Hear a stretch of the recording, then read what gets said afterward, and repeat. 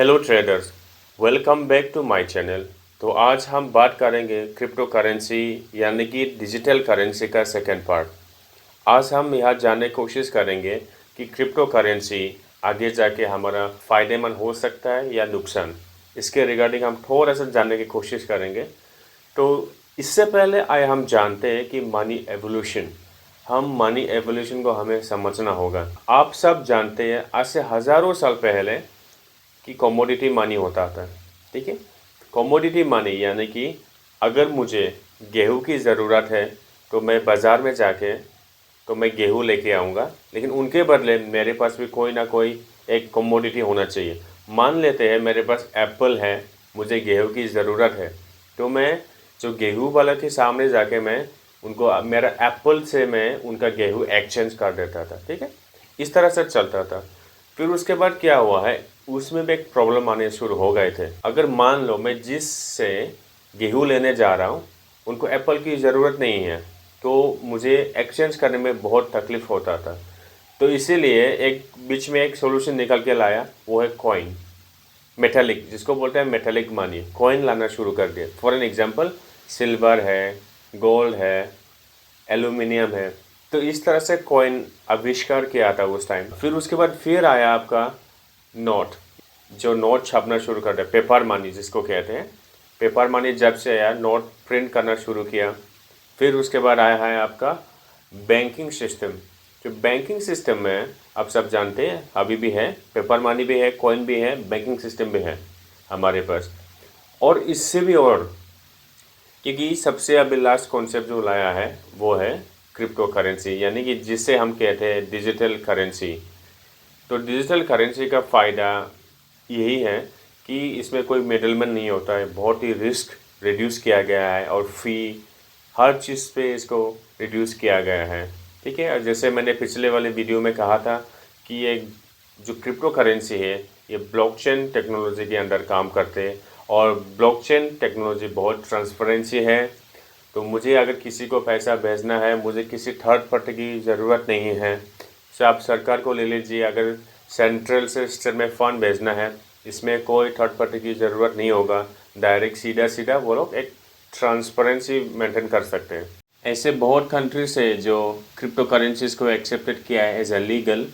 For an example US, Canada, Australia, European Union, और जैसे El Salvador, और ऐसे बहुत सारे कंट्रीज है जो क्रिप्टो करेंसीज को इलीगल मानते हैं, जैसे कि रशिया, चाइना, वियतनाम और बहुत सारे कंट्रीज है।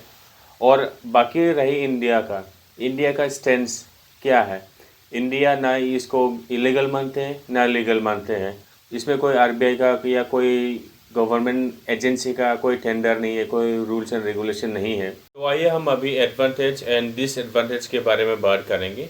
सबसे पहले मैं एडवांटेज के रिगार्डिंग बात करूंगा कि हम क्रिप्टो करेंसी में किस तरह से हम अर्निंग कर सकते हैं।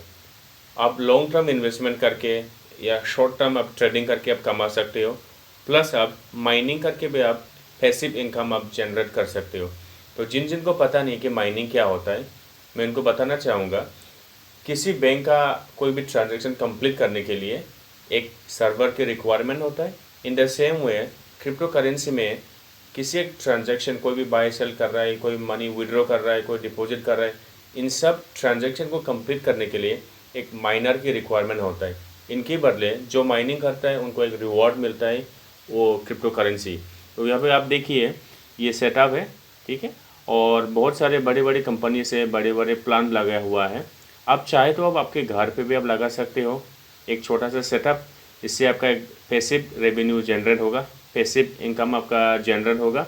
एक बार आपने सेटअप कर दिया, उसके बाद आपका कोई इसमें मेहनत नहीं है। हाँ, थोड़ा सा इन्वेस्टमेंट थोड़ा ठीक ठाक होना चाहिए इसके लिए। या तो आप लैपटॉप से भी कर सकते हो, अगर आपके पास कोई एक अच्छा गेमिंग लैपटॉप है, अच्छे हैशटेग वाला लैपटॉप है, तो अच्छे खासे आप एक रेवेन्यू आप क्रिएट कर सकती हो। और डिसएडवांटेज के बारे में बात करेंगे तो इसका कोई रेगुलेटर नहीं होता है।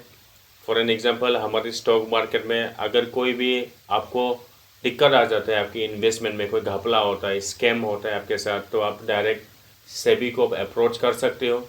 लेकिन यहाँ पे कोई रेगुलेटर नहीं है क्रिप्टो करेंसी में। इसमें आप किसी को अप्रोच नहीं कर सकते।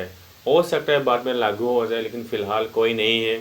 जैसे मैंने आप लोगों को कहा था पिछले वाले वीडियो में, ना किसी गवर्नमेंट के अंदर ना किसी बैंक के अंदर है वो, क्योंकि ये डिसेंट्रलाइज है।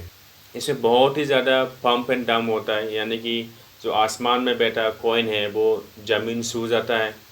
बहुत ही मैनिपुलेशन किया जाता है इस मार्केट में। इसीलिए आपसे रिकमेंडेशन ये है कि जब तक आपको अच्छे खासे नॉलेज ना हो, जब तक आप थोरोली एनालिसिस ना करें, कोई भी आप इन्वेस्टमेंट ना करें, इसमें कोई भी ट्रेडिंग ना करें आप। ये अभी हम चार्ट पे नज़र डालते हैं। आप चार्ट को देखोगे तो मैं लॉन्गर ड्यूरेशन का लॉन्गर टाइम फ्रेम मैंने सेलेक्ट किया है। मैंने 1 वीक वाला सेलेक्ट किया है, 2020 सितंबर, ठीक है। तो उस टाइम इसका प्राइस था 4000 के करीब करीब, $4000। और एक ही साल के अंदर कितना उसने मोमेंटम दिया है, पूरा इसने बहुत अच्छा खासा मोमेंटम दिया है। फिर मार्केट यहाँ पे एक बार क्रैश हुआ है, फिर क्रैश होने के बाद ये अभी फिर से जा रहा है ऑल टाइम हाई को ये टच करने। ये ऑल टाइम हाई आपका $65,000 है, इसको रिटेस्ट करने जा रहा है वो। तो आप देखिए थोड़ा सा इसमें कुछ तो है, ऐसा लगता है इसको देखे कुछ तो है, इसीलिए इतना बढ़ चढ़ के ये इसका वैल्यू बढ़ रहा है। और एनालिसिस का कहना है कि आने वाले टाइम पे वो करोड़ों में पहुंच जाएंगे, 1 करोड़ 2 करोड़ ऐसे करीब करीब पहुंचने का स्कोप है इसमें। ऐसा एनालिसिस किया है, गलत भी हो सकता है क्योंकि हमें ब्लाइंडली फॉलो नहीं करना है, लेकिन जिस तरह से हमें जो चार्ट दिखाई देता है हमें उसे फॉलो करना होगा, ठीक है। इसमें बहुत ज़्यादा मैनिपुलेशन होता है, इसीलिए सावधान रहिए। आप कैपिटल आप हमेशा से आप आपके रिस्क के हिसाब से इसमें डालिए। अगर आपको इन्वेस्ट भी करना होगा या कोई ट्रेडिंग भी करना होगा, अपनी रिस्क कैपेसिटी के हिसाब से आप इसमें आप पैसा ऐड कीजिए, क्योंकि ये बहुत ज़्यादा रिस्की है। और इसमें इसको एक गोल्ड से जो कॉन्सेप्ट है, यानी गोल्ड अभी जो सोना का जो प्राइस है इसका बराबरी हो जाएगा, ऐसा लोगों का कहना है, एनालिसिस का कहना है।